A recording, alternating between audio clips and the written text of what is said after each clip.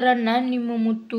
ಇವತ್ತಿನ ಈ ಒಂದು ವಿಡಿಯೋದಲ್ಲಿ ಇತಿಹಾಸ ಆಗಿರ್ತಕ್ಕಂತಹ 7ನೇ ತರಗತಿ ಇತಿಹಾಸ ಅಧ್ಯಾಯ 1 ಜಗತ್ತಿನ ಪ್ರಮುಖ ಘಟನೆಗಳು. ಈ ಒಂದು ಪಾಠದ ಬಿಟ್ಟ ಸ್ಥಳಗಳು, ಪ್ರಶ್ನೋತ್ತರಗಳು ಎಲ್ಲವನ್ನ ಅರ್ಥಪೂರ್ಣವಾಗಿ ತಿಳಿದುಕೊಳ್ತಾ ಹೋಗೋಣ. ಹಾಗಾದರೆ ಈ ಒಂದು ಮಾಹಿತಿ ಇಷ್ಟವಾದರೆ ಒಂದು ಲೈಕ್ ಅನೇಕ ವಿಡಿಯೋಗಳಿಗೆ ಪ್ರೋತ್ಸಾಹ ತುಂಬ ಸಿಗುತ್ತೆ.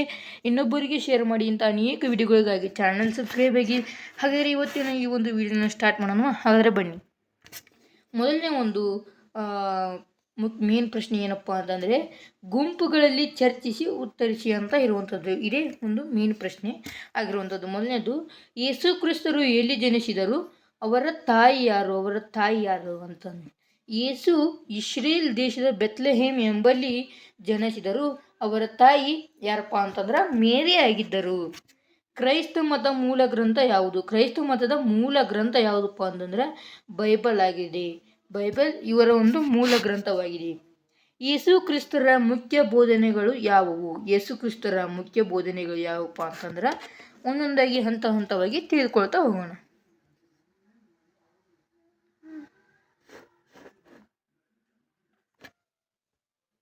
ಇಲ್ಲಿ ನೋಡ್ಬೋದು, ನಾವೆಲ್ಲ ದೇವರ ಮಕ್ಕಳು, ನಾವೆಲ್ಲ ಸಹೋದರರು.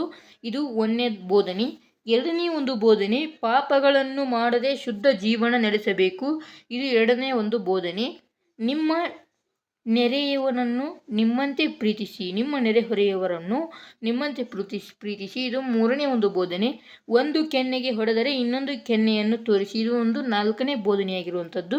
ಇನ್ನು ಐದನೇ ಬೋಧನೆ ಯಾವುದಪ್ಪ ಅಂದರೆ ಮಾನವ ಸೇವೆ ದೇವರ ಸೇವೆ ಅಂತಕ್ಕಂಥದ್ದು. ನೆಕ್ಸ್ಟ್ ಒಂದು ಪ್ರಶ್ನೆ ಯಾವುದಪ್ಪ ಅಂತಂದರೆ, ಪೋಪ್ ಗುರುಗಳು ಎಂದರೆ ಯಾರು? ಪೋಪ್ ಗುರುಗಳು ಎಂದರೆ ಅಂದ್ರೆ ಕ್ರೈಸ್ತರ ಪರಮ ಗುರುಗಳು. ನೆಕ್ಸ್ಟ್ ಒಂದು ಪ್ರಶ್ನೆ, ಕ್ರೂಸೈಡ್ ಯುದ್ಧಗಳಿಗೆ ಮುಖ್ಯ ಕಾರಣ ಯಾವುದು? ಕ್ರೂಸೈಡ್ ಯುದ್ಧಗಳಿಗೆ ಮುಖ್ಯ ಕಾರಣ ಯಾವುದು? ಟರ್ಕರು ಜೆರುಸಲೆಂ ಯಾತ್ರಿಗಳ ಮೇಲೆ ನಿಷೇಧ ಹೇರಿದ್ದರಿಂದ ಇವರು ಯುದ್ಧ ಮಾಡಬೇಕಾಗತ್ತೆ. ನೆಕ್ಸ್ಟ್ ಒಂದು ಪ್ರಶ್ನೆ, ಮೊಹಮ್ಮದ್ ಪೈಗಂಬರರು ಎಲ್ಲಿ ಜನಿಸಿದರು? ಇಸ್ಲಾಮಿನ ಮೂಲ ಗ್ರಂಥ ಯಾವುದು? ಇದರಲ್ಲಿ 2 ಕ್ವಶನ್ಗಳನ್ನು ಹೇಳಿದ್ದಾರೆ. ತುಂಬ ಅರ್ಥಪೂರ್ಣವಾಗಿ ನೀಟಾಗಿ ಹೇಳ್ತೇನೆ, ಕೇಳಿ.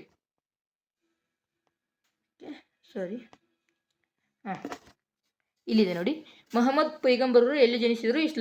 ಇಸ್ಲಾಮಿನ ಮೂಲ ಗ್ರಂಥ ಯಾವುದು? ಮೊಹಮ್ಮದ್ ಅವರು ಅರಬ್ ದೇಶದ ಮೆಕ್ಕಾ ನಗರದಲ್ಲಿ ಜನಿಸಿದರು. ಇವರೊಂದು ಮೂಲ ಗ್ರಂಥ ಯಾವುದಪ್ಪ ಅಂತಂದರೆ ಮುಸ್ಲಿಂ ಅವ್ರದ್ದು ಕುರಾನ್ ಆಗಿರ್ತದೆ. ನೆಕ್ಸ್ಟ್ ಒಂದು ಪ್ರಶ್ನೆ ಏನಪ್ಪ ಅಂತಂದರೆ, ಒಂದು 7ನೇ ಪ್ರಶ್ನೆ ಇರುವಂಥದ್ದು, ಪ್ರವಾದಿ ಮೊಹಮ್ಮದರ ಮುಖ್ಯ ಬೋಧನೆಗಳು ಯಾವುವು ಅಂತ ಇರುವಂಥದ್ದು. ಮುಖ್ಯ ಬೋಧನೆಗಳು ಯಾವುವು ಅಂತಂದರೆ ನೋಡೋಣ.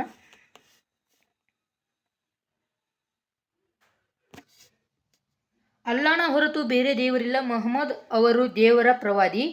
ದೇವರನ್ನು ಯಾವ ಮೂರ್ತಿಯ ರೂಪದಲ್ಲೂ ಪೂಜಿಸಬಾರದು. ಪ್ರತಿಯೊಬ್ಬ ಮುಸಲ್ಮಾನನು ದೇವರ ಸೇವಕನಾಗಿರಬೇಕು, ಪ್ರಾಮಾಣಿಕನಾಗಿರಬೇಕು. ವ್ಯಾಪಾರಿಗಳು ಮೋಸ ಮಾಡಬಾರದು, ಬಡ್ಡಿ ವ್ಯವಹಾರ ಮಾಡಬಾರದು.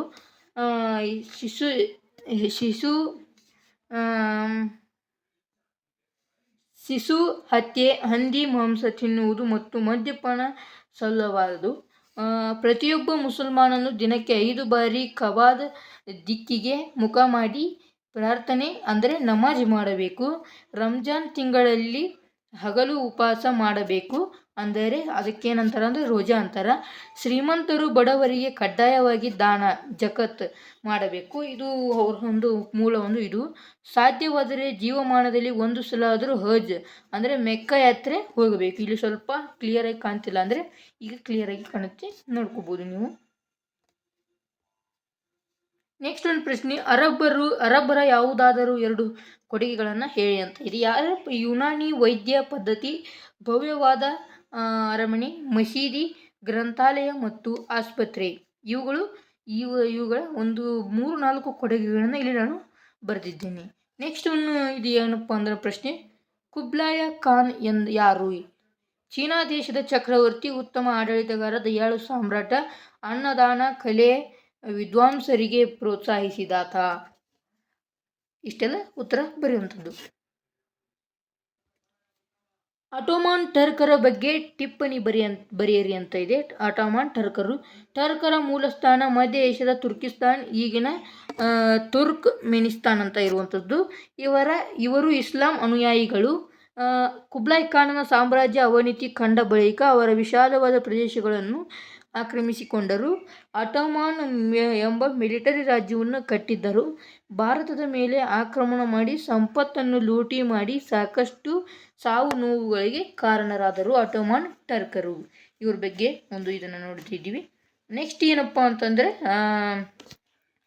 ಮುಂದಿನ ವಿಡಿಯೋದಲ್ಲಿ ಅಧ್ಯಾಯ 2 ಇರ್ತಕ್ಕಂತಹ ಮಧ್ಯಯುಗದ ಯುರೋಪ್ ಈ ಪಾಠದ ಪ್ರಶ್ನೋತ್ತರಗಳನ್ನು ನೋಡ್ತಾ ತಿಳ್ತೋಗೋಣ. ಹಾಗಾದರೆ ಈ ವಿಡಿಯೋ ಇಷ್ಟವಾದರೆ ಒಂದು ಲೈಕ್ ಅನೇಕ ವಿಡಿಯೋಗಳ ಪ್ರೋತ್ಸಾಹ ತುಂಬ ಸಿಗುತ್ತೆ.